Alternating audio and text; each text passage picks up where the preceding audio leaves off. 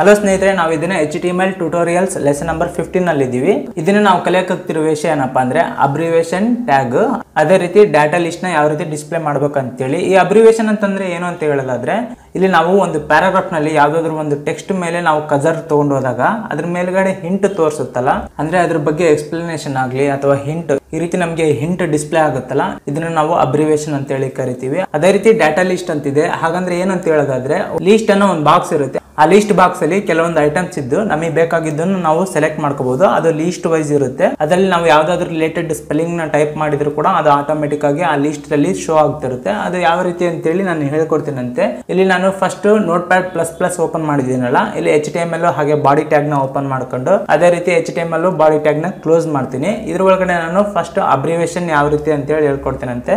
ಇಲ್ಲಿ HTML ಅಂತ ಹೇಳಿ ಬರಿತೀನಿ. ಈ ರೀತಿ HTML ಅಂತ ಬರ್ತಿದ್ದೇನಲ್ಲ, ಇದಕ್ಕೆ ನಾನು ಅಬ್ರಿವೇಷನ್ ಟ್ಯಾಗ್ ನ ಹಾಕ್ತೀನಿ. ನೋಡ್ರಿ ಯಾವ ರೀತಿ ಅಂತಂದ್ರೆ, ಇಲ್ಲಿ ABBR ಅನ್ನೋ ಟ್ಯಾಗ್ ಓಪನ್ ಮಾಡಿ ಅದೇ ರೀತಿ ABBR ಅನ್ನೋ ಟ್ಯಾಗ್ ನ ಕ್ಲೋಸ್ ಮಾಡ್ತೀನಿ. ಈ ರೀತಿ ಬರ್ದಿದ್ದೀನಲ್ಲ, ಇವಾಗ ಔಟ್ಪುಟ್ ಅಲ್ಲಿ ನಾವು HTML ಮೇಲೆ ನಾವು ಮೌಸ್ ಪಾಯಿಂಟ್ ನ ತಗೊಂಡು ಹೋದ್ರೆ ಅದ್ರ ಬಗ್ಗೆ ಹಿಂಟ್ ತೋರಿಸಬೇಕು. ಹಿಂಟ್ ತೋರಿಸಿ ಅದ್ರ ಬಗ್ಗೆ ಎಕ್ಸ್ಪ್ಲನೇಷನ್ ಮಾಡಬೇಕು ಅಂತಂದ್ರೆ ನಾವು ಈ ಅಬ್ರಿವೇಷನ್ ಟ್ಯಾಗ್ ನಲ್ಲಿ ಟೈಟಲ್ ಅಂತೇಳಿ ಯೂಸ್ ಮಾಡ್ಬೇಕಾಗುತ್ತೆ. ಈ ಟೈಟಲ್ ನಲ್ಲಿ ನಾನು ಏನ್ ಬರೀತೀನಲ್ಲ ಅದು ಹಿಂಟ್ ಆಗಿ ತೋರಿಸುತ್ತೆ. ಇಲ್ಲಿ ನಾನು title equal to double quotes ಅಲ್ಲಿ ದಿಸ್ ಈಸ್ HTML ಲೆಸನ್ 15 ಅಂತೇಳಿ ಡಬಲ್ ಕೋಟ್ಸ್ ನ ಕ್ಲೋಸ್ ಮಾಡ್ತೀನಿ. ಈ ರೀತಿ ಬರ್ದಿದ್ದೀನಲ್ಲ, ನಾನು ಔಟ್ಪುಟ್ ಅಲ್ಲಿ HTML ನಲ್ಲಿ ಮೌಸ್ ಪಾಯಿಂಟ್ ನ ತಗೊಂಡು ಹೋದ್ರೆ ಇಲ್ಲಿ ಏನ್ ಟೆಕ್ಸ್ಟ್ ಬರ್ದಿದ್ದೀನಲ್ಲ ಅದು ಡಿಸ್ಪ್ಲೇ ಆಗುತ್ತೆ. ಇದು ಯಾವ ರೀತಿ ಅಂದ್ರೆ, ನಾನು ಫೈಲ್ ಅಲ್ಲಿ ಹೋಗಿ ಸೇವ್ ಅಂತ ಈ ನೋಟ್ ಪ್ಯಾಡ್ ನ ಸೇವ್ ಮಾಡ್ಕೊಂತೀನಿ. ಇಲ್ಲಿ ಡೆಸ್ಕ್ಟಾಪ್ ಅಂತ ಸೆಲೆಕ್ಟ್ ಮಾಡ್ಕೊಂಡು ಹಾಗೆ ಇಲ್ಲಿ HTML ಟ್ಯುಟೋರಿಯಲ್ಸ್ ಅಂತಿದೆಯಲ್ಲ ಆ ಫೋಲ್ಡರ್ ಒಳಗಡೆ ಹೋಗಿ ಇಲ್ಲಿ ಸೇವ್ ಅಲ್ಲಿ ಲೆಸನ್ 15.html ಅಂತೇಳಿ ಈ ನೋಟ್ ಪ್ಯಾಡ್ ನ ಸೇವ್ ಮಾಡ್ಕೊಂತೀನಿ. ಇವಾಗ ಈ ಫೋಲ್ಡರ್ ಒಳಗಡೆ ನಾನು ಲೆಸನ್ 15 ನ ಓಪನ್ ಮಾಡ್ತೀನಿ. ನೋಡ್ರಿ ಇಲ್ಲಿ ನೋಡ್ತಿರ್ಬೋದು ನೀವು HTML ಅಂತೇಳಿ ಬಂದಿದೆ. ಈ ರೀತಿ HTML ಅಂತ ಬಂದಿದೆಯಲ್ಲ, ನಾನು ಇಲ್ಲಿ ಮೌಸ್ ಪಾಯಿಂಟ್ ನ ತಗೊಂಡು ಹೋದ್ರೆ ಇಲ್ಲಿ ನೋಡ್ತಿರ್ಬೋದು ನೀವು, ಇಲ್ಲೊಂದು ಹಿಂಟ್ ಬಂದಿದೆ ನೋಡ್ರಿ, ದಿಸ್ ಈಸ್ HTML ಲೆಸನ್ 15 ಅಂತೇಳಿ. ಈ ರೀತಿ ನೀವು ಹಿಂಟ್ ನ ಕ್ರಿಯೇಟ್ ಮಾಡ್ಕೋಬಹುದು. ಅಂದ್ರೆ ಅದ್ರ ಬಗ್ಗೆ ಎಕ್ಸ್ಪ್ಲನೇಷನ್ ಏನಾದ್ರು ಕೊಡಂಗಿದ್ನಂತಂದ್ರೆ ಈ ಅಬ್ರಿವೇಷನ್ ಅನ್ನೋ ಟ್ಯಾಗ್ ನ ಯೂಸ್ ಮಾಡ್ಕೊಂಡು ಎಕ್ಸ್ಪ್ಲೇನ್ ಮಾಡ್ಕೋಬಹುದು. ಅದೇ ರೀತಿ ನಾನು ಈ ಅಬ್ರಿವೇಷನ್ ಟ್ಯಾಗ್ ನ ಮತ್ತೊಂದ್ಸಲ ಯೂಸ್ ಮಾಡ್ತೀನಿ. ನೋಡ್ರಿ ಇಲ್ಲಿ ಬ್ರೇಕ್ ಅನ್ನೋ ಟ್ಯಾಗ್ ನ ಹಾಕಿ ನಾನು ನ್ಯೂ ಲೈನ್ ಇಂದ ಸ್ಟಾರ್ಟ್ ಮಾಡ್ತೀನಿ. ಇಲ್ಲಿ ಓಪನಿಂಗ್ ಟ್ಯಾಗ್ ಅಲ್ಲಿ ಅಬ್ರಿವೇಷನ್ ಓಪನ್ ಮಾಡ್ಕೊಂಡು ಅದೇ ರೀತಿ ಈ ABBR ನ ಕ್ಲೋಸ್ ಮಾಡಿಬಿಡ್ತೀನಿ. ಹಾಗೆ ಇಲ್ಲಿ ಸೆಂಟರ್ ಅಲ್ಲಿ ನಾನು PHP ಅಂತೇಳಿ ಬರಿತೀನಿ. ಈ PHP ಅಲ್ಲಿ ಮೌಸ್ ಪಾಯಿಂಟ್ ಹೋದ್ರೆ ಏನ್ ಡಿಸ್ಪ್ಲೇ ಮಾಡ್ಬೇಕು ಅಂತಂದ್ರೆ, ನಾನು ಇಲ್ಲಿ ಟೈಟಲ್ ಅಲ್ಲಿ ಹಾಕ್ತೀನಿ. ನೋಡ್ರಿ title equal to double quotes ಅಲ್ಲಿ this is preprocessor hypertext ಅಂತೇಳಿ ಡಬಲ್ ಕೋಟ್ಸ್ ನ ಕ್ಲೋಸ್ ಮಾಡ್ತೀನಿ. ಅಂದ್ರೆ ಈ PHP ಹತ್ರ ಮೌಸ್ ಪಾಯಿಂಟ್ ಹೋದ್ರೆ ಇಲ್ಲಿ ಟೈಟಲ್ ಒಳಗಡೆ ಏನೈತಲ್ಲ ಇದು ಡಿಸ್ಪ್ಲೇ ಆಗುತ್ತೆ. ಇಲ್ಲಿ ನಾನು Ctrl+S ಅಂತ ಪ್ರೆಸ್ ಮಾಡ್ಕೊಂಡು ಈ ನೋಟ್ ಪ್ಯಾಡ್ ನ ಸೇವ್ ಮಾಡ್ಕೊಂಡು ಈ ಕ್ರೋಮ್ ಅಲ್ಲಿ ಬಂದು ರಿಫ್ರೆಶ್ ಮಾಡ್ತೀನಿ. ಇಲ್ಲಿ ನೋಡ್ತಿರ್ಬೋದು ನೀವು PHP ಅಂತ ಬಂದಿದೆ. ಈ PHP ಹತ್ರ ನಾನು ಮೌಸ್ ಪಾಯಿಂಟ್ ನ ತಗೊಂಡು ಹೋದ್ನಂದ್ರೆ ಇಲ್ಲಿ ಬಂದಿದೆಯಲ್ಲ this is preprocessor hypertext ಅಂತೇಳಿ. ಈ ರೀತಿ ನೀವು ಹಿಂಟ್ ನ ಕ್ರಿಯೇಟ್ ಮಾಡ್ಕೋಬಹುದು. ಓಕೆ ಸ್ನೇಹಿತರೆ, ನಿಮ್ಗೆ ಅಬ್ರಿವೇಷನ್ ಬಗ್ಗೆ ಗೊತ್ತಾಯ್ತಲ್ಲ, ಅದೇ ರೀತಿ ಡಾಟಾ ಲಿಸ್ಟ್ ನ ಯಾವ ರೀತಿ ಕ್ರಿಯೇಟ್ ಮಾಡ್ಕೊಳ್ಳೋದು ಅಂತ ಹೇಳಿ ಹೇಳ್ತೀನಂತೆ.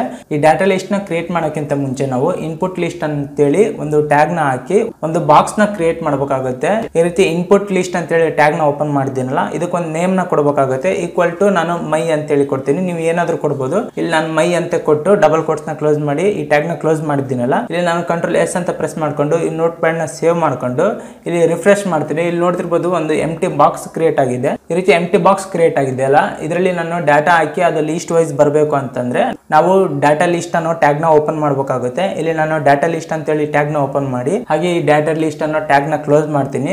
ಇಲ್ಲಿ ಲಿಸ್ಟ್ ಗೆ ನಾನು ನೇಮ್ ಕೊಟ್ಟಿದ್ನಲ್ಲ ಮೈ ಅಂತೇಳಿ, ಅದೇ ರೀತಿ ಇಲ್ಲಿ ನಾನು ID ಅಂತೇಳಿ ಕೊಡಬೇಕಾಗುತ್ತೆ. ಈ ರೀತಿ ID ಅಂತೇಳಿ ಬರ್ದು ಈಕ್ವಲ್ ಟು ಡಬಲ್ ಕೋಟ್ಸ್ ಅಲ್ಲಿ ಮೈ ಅಂತೇಳಿ ಬರ್ದು ಆ ಲಿಸ್ಟ್ ನೇಮ್ ನ ಮ್ಯಾಚ್ ಮಾಡಬೇಕಾಗುತ್ತೆ. ಈ ರೀತಿ ಮೈ ಅಂತೇಳಿ ಬರ್ದು ಡಬಲ್ ಕೋಟ್ಸ್ ನ ಕ್ಲೋಸ್ ಮಾಡಿದ್ದೇನಲ್ಲ, ಇವಾಗ ನಾನು ಲಿಸ್ಟ್ ನ ಕ್ರಿಯೇಟ್ ಮಾಡ್ತೀನಿ. ಈ ಲಿಸ್ಟ್ ನ ಕ್ರಿಯೇಟ್ ಮಾಡ್ಬೇಕಂದ್ರೆ ನಾವು ಆಪ್ಷನ್ ವ್ಯಾಲ್ಯೂ ಅನ್ನೋ ಟ್ಯಾಗ್ ನ ಹಾಕಬೇಕಾಗುತ್ತೆ. ಇಲ್ಲಿ ನಾನು ಓಪನಿಂಗ್ ಟ್ಯಾಗ್ ಅಲ್ಲಿ option value equal to double quotes ಅಲ್ಲಿ ಫಸ್ಟ್ ಒಂದು ಲಿಸ್ಟ್ ಅಲ್ಲಿ ಕಂಪ್ಯೂಟರ್ ಅಂತೇಳಿ ಹಾಕ್ತೀನಿ. ಹಾಗೆ ಈ ಡಬಲ್ ಕೋಟ್ಸ್ ನ ಕ್ಲೋಸ್ ಮಾಡ್ತೀನಿ. ಅದೇ ರೀತಿ ನಾನು ನೆಕ್ಸ್ಟ್ ಲೈನ್ ಅಲ್ಲಿ ಹಾಗೆ ಇಲ್ಲಿ ಸೆಕೆಂಡ್ ಆಪ್ಷನ್ ಅಲ್ಲಿ option value equal to mechanical ಅಂತೇಳಿ ಹಾಕ್ತೀನಿ. ಅದೇ ರೀತಿ ಇಲ್ಲಿ ಥರ್ಡ್ ಆಪ್ಷನ್ ಅಲ್ಲಿ option value equal to civil ಅಂತೇಳಿ ಹಾಕ್ತೀನಿ. ಈ ರೀತಿ ಡಾಟಾ ಲಿಸ್ಟ್ ಅಲ್ಲಿ 3 ಲಿಸ್ಟ್ ನ ಕ್ರಿಯೇಟ್ ಮಾಡಿದ್ದೀನಲ್ಲ, ಈ ಆಪ್ಷನ್ ವ್ಯಾಲ್ಯೂ ನ ಯೂಸ್ ಮಾಡ್ಕೊಂಡು ಈ ನೋಟ್ ಪ್ಯಾಡ್ ನ Ctrl+S ಅಂತೇಳಿ ಪ್ರೆಸ್ ಮಾಡಿ ಸೇವ್ ಮಾಡ್ಕೊಂಡು ಅದೇ ರೀತಿ ಕ್ರೋಮ್ ಬ್ರೌಸರ್ ಅಲ್ಲಿ ಬಂದು ರಿಫ್ರೆಶ್ ಮಾಡ್ತೀನಿ. ಇಲ್ಲಿ ನೋಡ್ತಿರ್ಬೋದು ನೀವು, ಇಲ್ಲಿ ಎಂಟಿ ಬಾಕ್ಸ್ ಇದೆಯಲ್ಲ, ಹಾಗೆ ಇಲ್ಲಿ ಲಾಸ್ಟ್ ಗೆ ಆರೋ ಕೀ ಇದೆ. ಈ ಆರೋ ಕೀನ ನೀವು ಕ್ಲಿಕ್ ಮಾಡಿದ್ರೆ ಈ ಲೀಸ್ಟ್ ಅನ್ನೋದು ತೋರಿಸುತ್ತೆ. ಈ ರೀತಿ ಕಂಪ್ಯೂಟರ್, ಇನ್ಫಾರ್ಮೇಶನ್, ಮೆಕ್ಯಾನಿಕಲ್, ಈ ರೀತಿ ಎಲ್ಲ ಲೀಸ್ಟ್ ನಾವೇನ್ ಕ್ರಿಯೇಟ್ ಮಾಡಿದ್ವಲ್ಲ ಆ ಲೀಸ್ಟ್ ತೋರಿಸುತ್ತೆ. ಅದೇ ರೀತಿ ನಾವು ಈ ಬಾಕ್ಸ್ ಒಳಗಡೆ ಸ್ಪೆಲ್ಲಿಂಗ್ ನ ಟೈಪ್ ಮಾಡಿದ್ರೆ ಆ ಲೀಸ್ಟ್ ಅಲ್ಲಿ ಏನಿದೆಯಲ್ಲ ಅದು ಫಸ್ಟ್ ಬರುತ್ತೆ. ಇಲ್ಲಿ ನಾನು ಐ ಅಂತೇಳಿ ಪ್ರೆಸ್ ಮಾಡಿದ್ರೆ ಇಲ್ಲಿ ನೋಡ್ತಿರ್ಬೋದು ಇನ್ಫಾರ್ಮೇಶನ್ ಬಂದಿದೆ, ಹಾಗೆ ಮೆಕ್ಯಾನಿಕಲ್ ಅಂತೇಳಿ ಬಂದಿದೆ. ಅದೇ ರೀತಿ ನಾನು CO ಈ ರೀತಿ ಟೆಕ್ಸ್ಟ್ ಹಾಕಿದ್ನಂತಂದ್ರೆ ಆ ಲೀಸ್ಟ್ ಅಲ್ಲಿ ಫಸ್ಟ್ ಏನಿರುತ್ತಲ್ಲ ಆ ಟೆಕ್ಸ್ಟ್ ಗೆ ರಿಲೇಟೆಡ್ ಅದು ಫಸ್ಟ್ ಬರುತ್ತೆ. ಈ ರೀತಿ ಕಂಪ್ಯೂಟರ್ ಅನ್ನೋ ಲೀಸ್ಟ್ ಅನ್ನ ನಾವು ಸೆಲೆಕ್ಟ್ ಮಾಡ್ಕೋಬಹುದು. ಈ ರೀತಿ ನಾವು ಡಾಟಾ ಲೀಸ್ಟ್ ಅನ್ನೋದನ್ನ ಕ್ರಿಯೇಟ್ ಮಾಡ್ಕೊಂಡು ನಮ್ಗೆ ಎಷ್ಟು ಬೇಕೋ ಅಷ್ಟು ಆಪ್ಷನ್ ವ್ಯಾಲ್ಯೂನ ಹಾಕೋಬಹುದು. ಸ್ನೇಹಿತರೆ, ನಿಮ್ಗೆ ಗೊತ್ತಾಯ್ತಲ್ಲ ಅಬ್ರಿವೇಷನ್ ನ ಯಾವ ರೀತಿ ಕ್ರಿಯೇಟ್ ಮಾಡ್ಕೋಬಹುದು, ಅದೇ ರೀತಿ ಡಾಟಾ ಲಿಸ್ಟ್ ನ ಯಾವ ರೀತಿ ಕ್ರಿಯೇಟ್ ಮಾಡ್ಕೋಬಹುದು ಅಂತೇಳಿ. ಈ ವಿಡಿಯೋ ನಿಮ್ಗೆ ಇಷ್ಟ ಆದ್ರೆ ಲೈಕ್ ಮಾಡಿ, ಹಾಗೆ ನಾನು ನೆಕ್ಸ್ಟ್ ವಿಡಿಯೋದಲ್ಲಿ ಬರ್ತೀನಂತೆ. Thank you very much.